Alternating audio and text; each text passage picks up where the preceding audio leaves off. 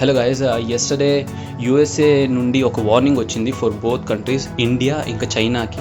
ఎందుకంటే రష్యా అనేది ఇండియా ఇంకా చైనా హెల్ప్ కోరింది వార్లోకి, అండ్ యూఎస్ఏ దీనికి అగెయిన్స్ట్గా ఉంది. So let's see guys, if suppose అనేది రష్యాకి సపోర్ట్ చేస్తే ఏం జరిగింది అండ్ ఇండియా అనేది యూఎస్ఏకి సపోర్ట్ చేస్తే ఏం జరిగింది అనేది.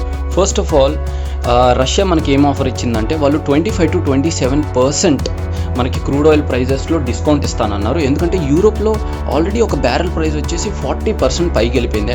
సేమ్ థింగ్ మన ఇండియాలో కూడా జరిగితే మనకున్న ప్రైజెస్ ఇంకా పైకి వెళ్ళిపోతాయి. వెఫెన్స్ డీల్ అంటే మనకి ఇండియన్ ఆర్మ్డ్ ఫోర్సెస్కి కావాల్సిన గన్స్ కానివ్వండి, అమ్యునేషన్స్ కానివ్వండి, మిసైల్ సిస్టమ్స్ కానివ్వండి, అన్నీ మనకి రష్యా నుంచి వస్తాయి. Almost 82 to 85% of the weapons. And already మనం S-400 మిసైల్ సిస్టమ్స్ అనేది ఆర్డర్ ఇచ్చాము. కొన్ని డెలివర్ అయినాయి అండ్ కొన్ని ఏమో డెలివర్ ఇంకా అవ్వాలి. ఇఫ్ సపోజ్ మనం రష్యాకి అగెయిన్స్ట్ వెళ్తే మనకి ఒకటి ఆర్మ్డ్ ఫోర్సెస్కి కావాల్సిన వెఫెన్స్ అనేవి రాకపోవచ్చు, ఆ డీల్ అనేది బ్రేక్ అయిపోవచ్చు.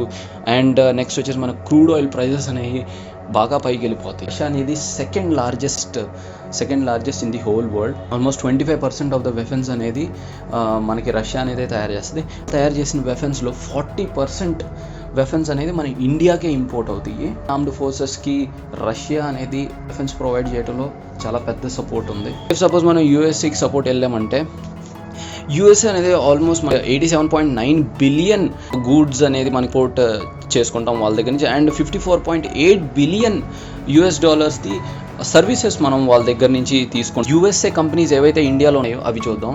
లైక్ అమెజాన్ ఉంది, యాపిల్ ఉంది, కోకాకోలా ఉంది, Dell, IBM, HP, Google, Citibank, Cognizant, అలాంటి మల్టిపుల్ కంపెనీస్ అంటే మెర్కండైజ్, అపారల్స్ కానివ్వండి, మల్టీ సర్వీసెస్ దగ్గర నుంచి చాలా కంపెనీస్ చాలా అనేది మనకి యూఎస్ఏ నుండే సపోర్ట్ వస్తుంది. ఇఫ్ సపోజ్ ఎలాంటి కంపెనీస్ విత్డ్రా చేసుకుని అనుకో, ఇఫ్ రష్యాకి సపోర్ట్ పలికామనుకో, యూఎస్ఏ కంపెనీస్ ఏవైతే మన ఇండియాలో ఉన్నాయో, ఈవెన్ గూగుల్ కూడా ఉంది, ఈ సర్వీసెస్ కంపెనీస్ అన్ని మన ఇండియాలోంచి విత్డ్రా చేసుకుంటారు. ఇఫ్ సపోజ్ వీళ్ళు విత్డ్రా చేసుకుంటే half of the population of India will be jobless.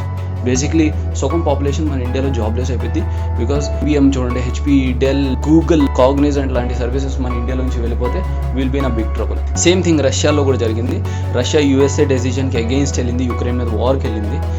So USA అనేవాళ్ళు అడిడాస్ కానివ్వండి, KFC, మెక్డీ ఇలాంటి అన్ని ఫుడ్ చైన్స్ నుంచి అపారల్స్ కంపెనీ అన్నీ విత్డ్రా చేసుకున్నాయి రష్యాలో నుండి.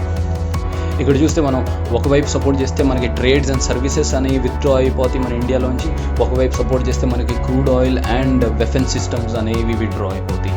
సో ఇండియా ఎవరు స్టాండ్ తీసుకునేది అనేది మనం చూద్దాం. యూఎస్ఏ ఇంకా చైనాకి ఆల్రెడీ వాళ్ళ రిలేషన్స్ బాగలేవు. బికాజ్ యూఎస్ఏకి చైనా అనేది పెద్ద ట్రేడ్ డెఫిసిట్గా మారింది. సో చైనా అనేది రష్యాకి సపోర్ట్ చేస్తుంది.